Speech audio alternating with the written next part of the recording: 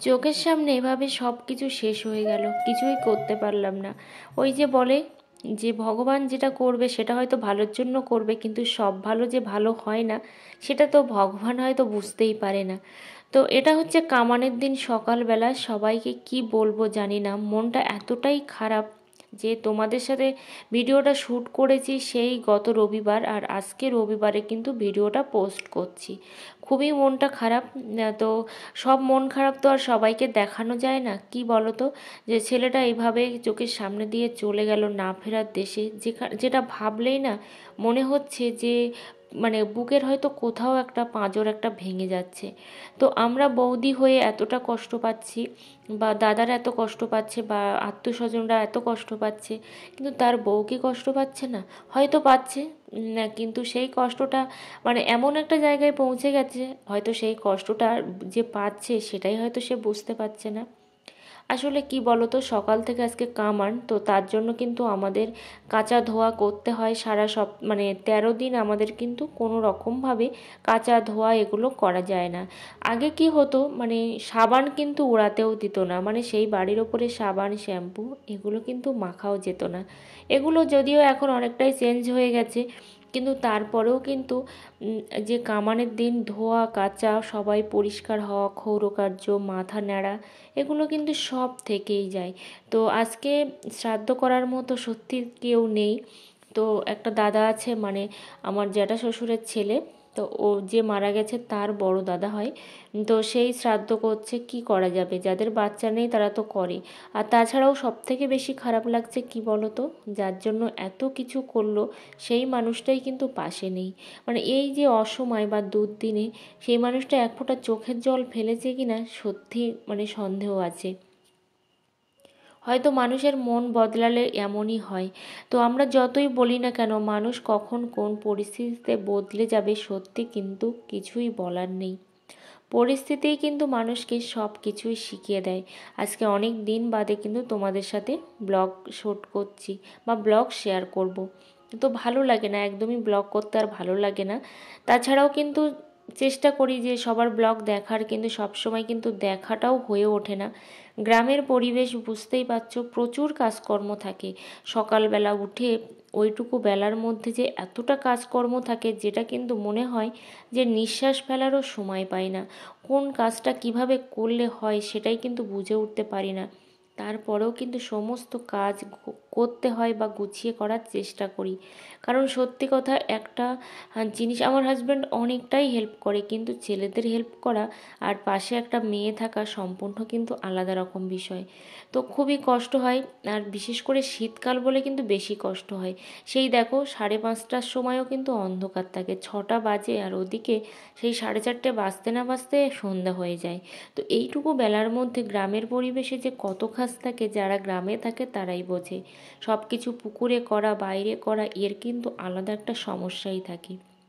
তো এখন দেখো, যেহেতু আমরা তো নিরামিষই খাই, তো সেই জন্য এখানে কুশি নিয়ে বসেছি, আর সাথে অনেক সবজি আছে, এগুলো মাসিমাদের বাড়ির থেকে নিয়ে এসেছিলাম। তো আজকে আর আগামীকাল হচ্ছে মাছ খাওয়া যাবে, মানে শ্রাদ্ধের দিন।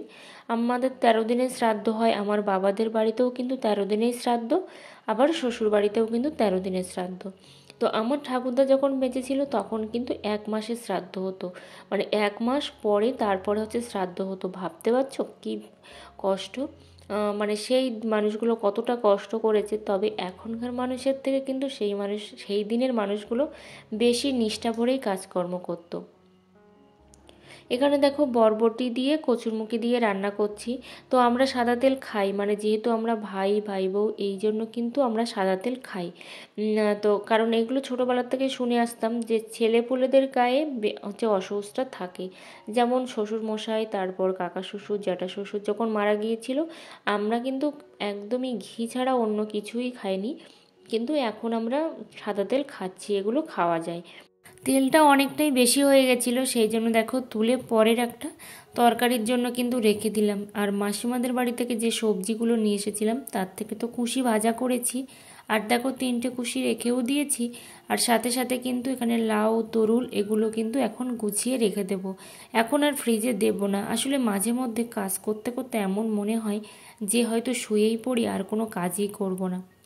কিন্তু কিচ্ছু করার নেই, কাজ তো তোমার জন্য পড়েই থাকবে বা কাজ তোমাকে কিন্তু ডাকবে। তো দেখো কাজকর্ম করছি ওদিকে, আর এদিকে আবার ঘরটাও মুছেও নিচ্ছি। ঝাড় তো আমি সেই ভোরবেলা উঠেই দিই, কিন্তু ঘরটার মোছা হয়নি, রান্না করতে করতে কিন্তু ঘরটা মুছে নিলাম। এই ডাবগুলো দেখো মানে কাটা হয়েছিল কিন্তু অনেক দিন আগে, মানে বিক্রি করে দেওয়া হয়েছিল। তো ওনাদের কাছ থেকে কিন্তু আমি দুটো ডাব নিয়েছিলাম, তার থেকে দেখো একটা কেটে খাচ্ছি। খাওয়ার কথা কিন্তু আমার একটুও মনে থাকে না, কেন জানি না। তো অনেকবারই আমার শাশুড়ি মা বলেছেন যে ডাবটা নষ্ট হয়ে যাচ্ছে, নষ্ট হয়ে যাচ্ছে, শুনেই যাচ্ছি কিন্তু যেন কোনো কাজ, কোন কাজটা কিভাবে করলে ভালো হয় সেটাই যেন করে উঠতে পারছি না। তো দেখো এখানে ডাবের জলটা খেয়ে নিলাম, প্রচণ্ড এনার্জি লেস লাগছিল, খেয়ে নিলাম, নিয়ে এদিকে ঘর বারান্দাগুলো সব মুছে নিচ্ছি। নিচতলা তো রান্না করতে করতে ঝাড় দিয়ে মুছে নিয়েছি, এবার উপরতলায় চলে এসেছি। আর এত জিনিসপত্র কাচাকুচি যে দম লেগে যাচ্ছে, কি বলবো তোমাদেরকে। সেই ভোরবেলা থেকে কিন্তু আমি কাচতে শুরু করেছি, তখন বাজে প্রায় 5:30। সেই একদম ভোর অন্ধকার, সেখান থেকেই কিন্তু কাচাকুচি করছি। এখন বাজে কটা জানো, প্রায় 1:30টার কাছাকাছি। এখনও কিন্তু আমার কমপ্লিটই হয়নি কোনো কাজকর্ম। তো ওদিকে দেখো বাচ্চাগুলো হচ্ছে মালসা বসিয়েছে, তোমাদের সঙ্গে শেয়ার করিনি কারণ সব কিছু শেয়ার করা সম্ভব নয়, সেই জন্য কিন্তু শেয়ার করিনি। আর চাইও নি যে শেয়ার করতে এই মোমেন্টগুলো, সেই জন্য কিন্তু আর করিনি তোমাদের সঙ্গে শেয়ার। সব সময় কিন্তু আর ব্লগ দেওয়া সম্ভব হয়ে উঠছে না, তার সাথে সাথে কিন্তু স্ট্যান্ডগুলোও ভেঙে গেছে, যে সেই স্ট্যান্ড দিয়ে যে ভিডিওটা শ্যুট করব তেমনটাও কিন্তু হয়ে উঠছে না। আর ওই যে বললাম শীতের দিন, শীতের বেলায় এতটাই কাজের প্রেশার যে কি বলবো। তো একটা দিদিভাই, প্রান্তিক বিশ্বাস দিদিভাই, একটা কমিউনিটিতে পোস্ট করেছিল, আমি দেখেছিলাম যে আমি লাইভে আসছি যেহেতু শীতকাল, প্রচণ্ড কাজের চাপ, তো বেলার সঙ্গে পেরে উঠছে না। তো সত্যি কথা, বেলার সঙ্গে যেন ছুটে পারা যাচ্ছে না। তো দেখো কি করছি, কোন হাত দিয়ে কাজ করলে ভালো হয় সেটাই বুঝতে পারছি না। এটা হচ্ছে শ্রাদ্ধের দিন। তো শ্রাদ্ধের দিন হচ্ছে আমরা বাড়িতেই রান্নাবান্না করছি, ওখানে কিন্তু কোনো রকম খাওয়ার ব্যবস্থা নেই। আর আমরা যেহেতু সম্পর্কে বড়, সেই জন্য কিন্তু আমরা খাবোই না। আর এই যে রান্নাবান্নাগুলো হচ্ছে দেখতে পাচ্ছ, আমরা কিন্তু ঘরেই রান্না করছি। আর এই যে রান্নাগুলো হচ্ছে এগুলো কিন্তু শিশু ভোজন আছে তার জন্য, কারণ একেবারেই টোটালি কিন্তু গ্রামের কোনো লোকজন আসছে না খাওয়া দাওয়া করার জন্য, শুধুমাত্র শিশুরাই খাবে, ঠিক আছে। তো সেই জন্য দেখো এখানে রান্নাবান্না হচ্ছে। আর সকালবেলা কিন্তু অনেক লোকজন আমার খাওয়ানো হয়ে গেছে। আসলে প্রথমবারে যদি আমি বুঝতে পারতাম যে এরকমভাবে আমাকেই খাওয়াতে হবে, যে লোকজন কাটাকুটি করছে তারপর রান্নাবান্না করছে তাদেরকে আমার ঘরেই খাওয়াতে হবে, তাহলে কিন্তু আমি একেবারেই একদম বড় হাঁড়িতে চাল কিন্তু উনুনে বসিয়ে দিতাম। আসলে আমি জানি না, আমরা জানি মানে 3জন খাবো, সেই জন্যই কিন্তু আমি ছোট করে হাঁড়িতে রান্না করেছি প্রথমবার। তারপরে দেখি আমার অবস্থা একদম পুরো নাজেহাল হয়ে গেছে। তো কি করব, 3বারই কিন্তু ভাত রান্না করলাম, 5খানা তরকারি করলাম, করে মানুষজনকে খেতে তো দিতে হবে, যারা কাজ করছে তারা ওখানে না খাক, শ্রাদ্ধের খাওয়া না খাক, আমি যে রান্না করছি সেগুলো তো খাচ্ছে, সেই জন্য কিন্তু করছি। তারপরে দেখো এখানে এসেছি।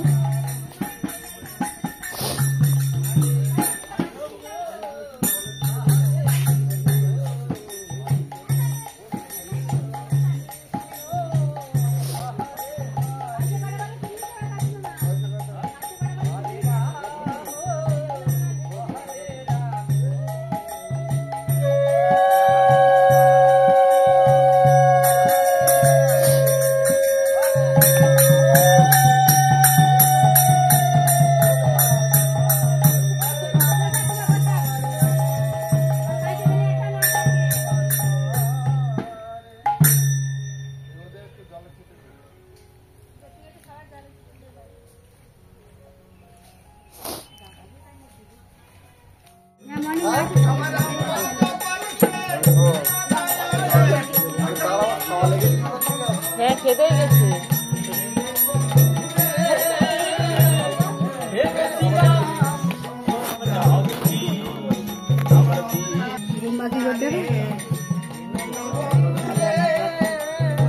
বাবু সরে যা, সরে যা একটু।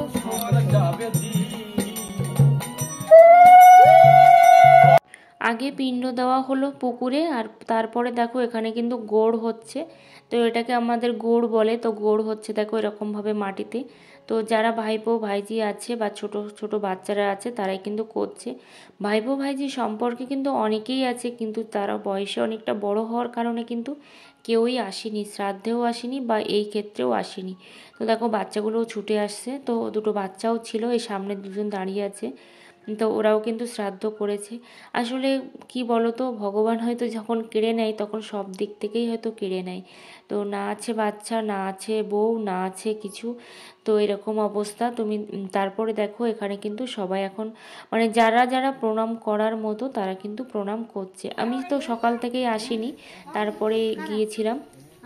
তো এখানে দেখো বাচ্চারা খাচ্ছে, আরও বাচ্চা কিন্তু বাড়ির থেকে ফোন করা হচ্ছে যে তোমাদের বাচ্চাগুলোকে পাঠিয়ে দাও, কারণ যেহেতু খেতে বসানো হয়ে গেছে তো সেই জন্য। তো প্রায় 40টার মতো বাচ্চা হয়েছিল, ওরকমই কিন্তু অ্যারেঞ্জমেন্ট ছিল, সবাই কিন্তু চলে এসেছিল।